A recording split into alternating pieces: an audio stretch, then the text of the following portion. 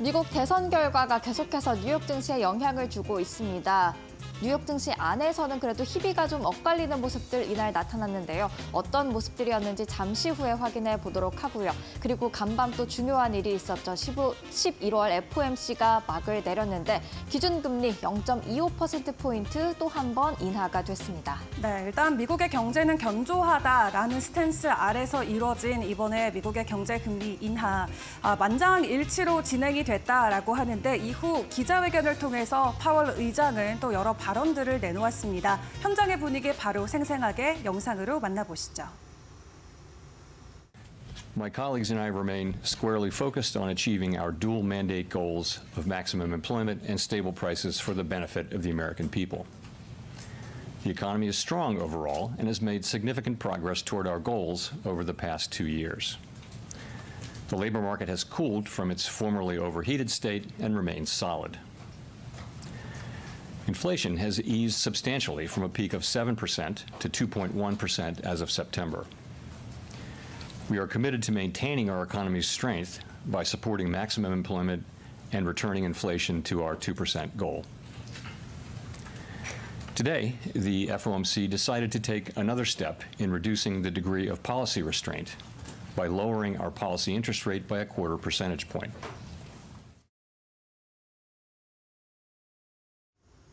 네, 제롬 파월 미 연준 의장의 발언 듣고 오셨습니다. 간밤에 미국의 기준금리가 0.25%포인트 또 한 번 인하되면서 4.5에서 4.75%로 한 단계 더 내려왔습니다. 이런 시장의 움직임 어떻게 반영이 됐을까요? 일단 3대 주요 지수부터 확인을 해보도록 하겠습니다. 미 연준의 기준금리 결정이 이날 오후 3시에 나왔는데요. 3시 이후로 한번 볼까요? 우리 시간으로 표시가 돼 있어서 4시쯤부터 보시면 될 것 같습니다. 일단 나스닥 지수 현재 보고 계신데요. 1.6% 미 연준의 결정 이후에도 상승세 계속해서 이어나가는 모습 확인을 할 수가 있었고요.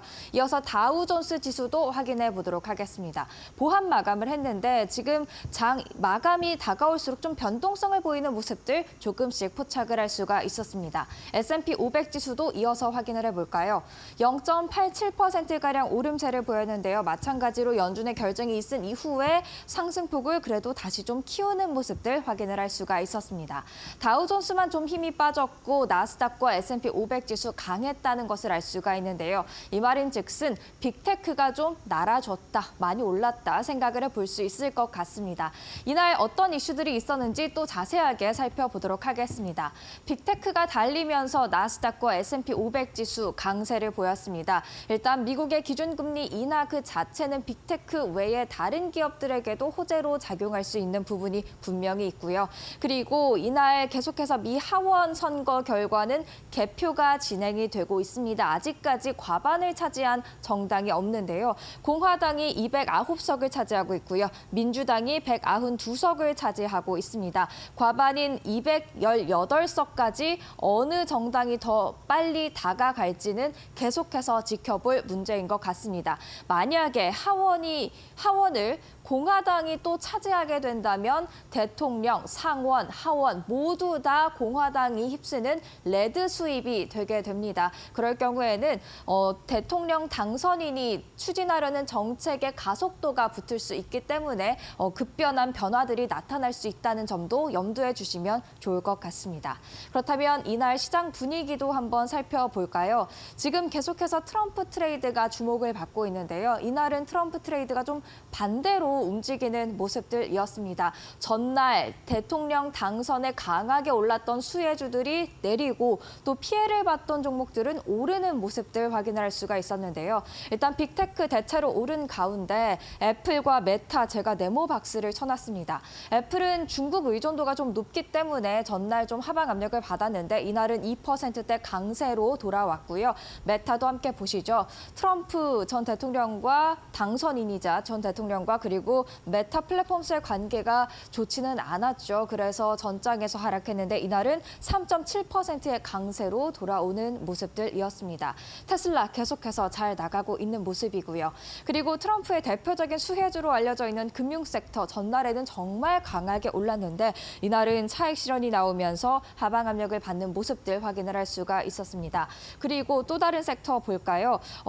부동산과 에너지 준비해 봤습니다. 부동산 섹터 전장에서는 금리가 좀 많이 오를 것 같다라는 생각에 부담을 가지면서 하방 압력 받았는데 이날은 반등을 하는 모습 나타났고요. 에너지 섹터 대표적인 수혜주로 거론됐지만 이날은 또 내리는 모습들 나타났습니다. 마지막으로 이렇게 필수 소비재 섹터 안에 들어있는 일부 종목들 전장에서는 중국 관세로 인해서 좀 피해를 입을 것 같다라는 생각에 하방 압력을 받았는데 다시금 힘차게 뛰어오르는 모습들 확인을 할 수가 있었죠. 그러면 빅테크만 조금 더 자세하게 들어가 보도록 하겠습니다. 앞으로 빅테크에 대한 의견들 어떻게 나와 있을까요? 일단 엔비디아 밤사이에도 크게 오르면서 시가총액 1위 자리 꿋꿋이 지키고 있는데요. 울프 리서치가 트럼프 행정부 아래 반도체 기업들에 대한 세 규제 걱정되지 않는다라는 이야기를 했습니다. 아무래도 트럼프는 미중 간의 갈등을 좀 더 격화시킬 위험이 있기 때문에 이런 우려가 있을 수 있지만 엔비디아 잘 버틸 수 있다는 의견이 나왔습니다. 애플도 모건 스탠리 관세 위협에도 불구하고 총 마진이 동종업계 대비 높아서 긍정적으로 바라봐야 한다 이야기했고요. 메타, 트럼프와 관계 회복이 될 수 있을까요? 하루 만에 반등했다는 점에 하셔야 될 것 같습니다.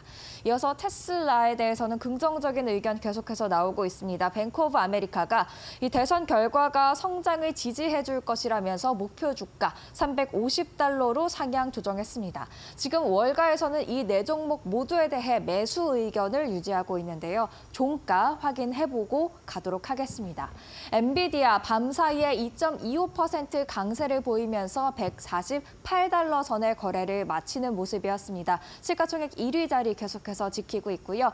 애플 확인해 보도록 하죠. 이어서 애플의 주가도 보도록 하겠습니다. 애플의 주가는 밤사이에 2.23% 강세를 보이는 모습이었습니다. 이어서 구글도 한번 볼까요? 트럼프 전 대통령이자 당선인 구글 팬은 아니지만 쪼개는 것에는 반대한다는 의견을 보였었는데 구글 이날도 2%대 강세 흐름 이어갔고요. 메타도 한번 종가 기준으로 얼마나 올랐는지 확인해 보시죠. 3.4% 강세를 보이면서 $591 선까지 올라와 있습니다. 마지막으로 테슬라 확인을 해봐야겠죠. 트럼프의 대표적인 수혜주로 거론되고 있는 테슬라 또 밤사이에 2.87% 상승하면서 $296 선까지 올라와 있습니다. 네, 이렇게 M7 종목들 확인해 봤고요. 계속해서 트럼프 트레이드에 따라서 웃고 우는 종목들 더 확인을 해 보도록 하겠습니다. 이날은 아까도 말씀드렸듯이 수혜주와 피해주 색깔이 좀 뒤바뀌는 모습이었습니다. 수혜주부터 한번 보시죠. JP모건 전날에는 11% 이상 오르더니 이날은 하락했습니다. 베어드가 특히 아웃퍼폼에서 중립으로 투자 의견을 한 단계 하향 조정한 게 좀 여파가 있지 않았나 싶은데요. 차익 실현할 때다라는 이야기를 남겼고요. 트럼프 미디어 앤 테크놀로지 변동성이 굉장히 크다고 계속해서 주의를 드렸던 종목인데 밤사이에 크게 하락했습니다. 트럼프 당선으로 인한 상승분을 다 반납한 것으로 확인되고 있습니다. 코인베이스 하락 출발했다가 상승 전환했다가 장 막판에는 힘이 좀 딸렸습니다. 연준의 금리 인하를 앞두고 비트코인이 또다시 $76,000를 돌파했다는 점에 장중에는 좀 상승 반전을 꾀한 것으로 보여집니다. 종가 잠시 후에 살펴보고요.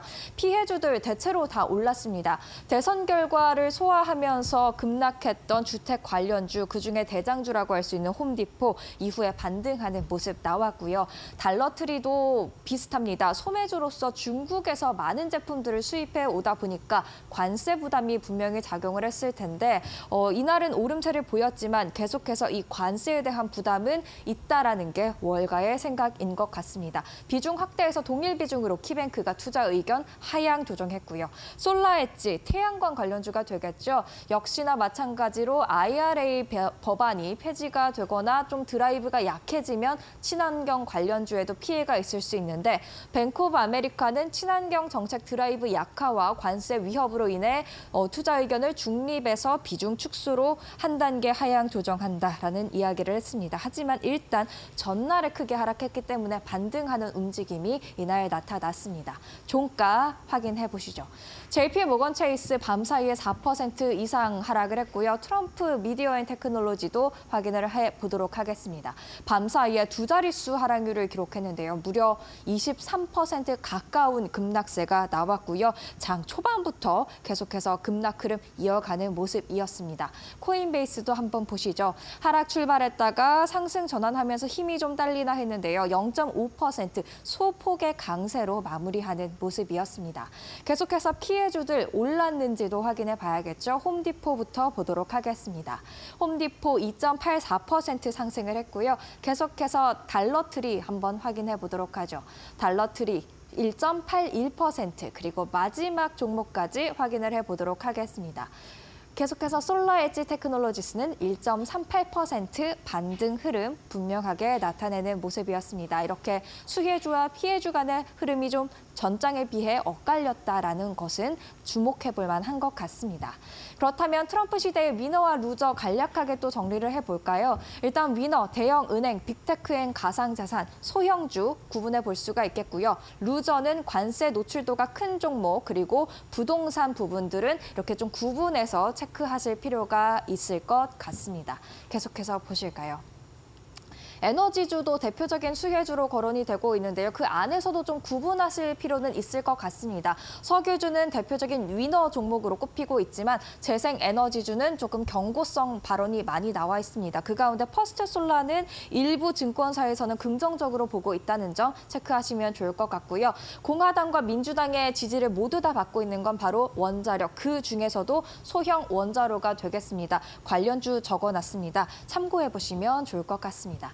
그러면 마지막으로 국채 금리와 유가, 금가 확인을 해보도록 하죠. 2년물 국채 소폭 내렸습니다. 4.2% 초반까지 내려와 있고요. 10년물 국채 금리는 어디로 향하고 있을까요? 10년물 국채 금리 4.332%로 마찬가지로 4.4%대에서 내려오는 모습을 보였고요. 달러 인덱스도 한 번만 짚고 넘어가 보도록 하겠습니다. 어제는 105 수준이었는데 그래도 하루 만에 104로 내려오는 모습이었고요. 국제 유가와 국제 금값도 확인을 해보도록 하죠. 국제 유가 당분간 좀 혼란스러움이 있을 수 있다 말씀드렸습니다. 밤사이에 WTI 0.47%가량 오르면서 72달러 선에 거래되고 있고요. 마지막으로 금 가격이 되겠습니다. 미국의 기준금리 인하 소식이 발표되면서 또 밤사이에 이렇게 한 차례 오르는 모습이었는데요. 다시금 온스당 2,700달러 선으로 올라오는 모습이었습니다.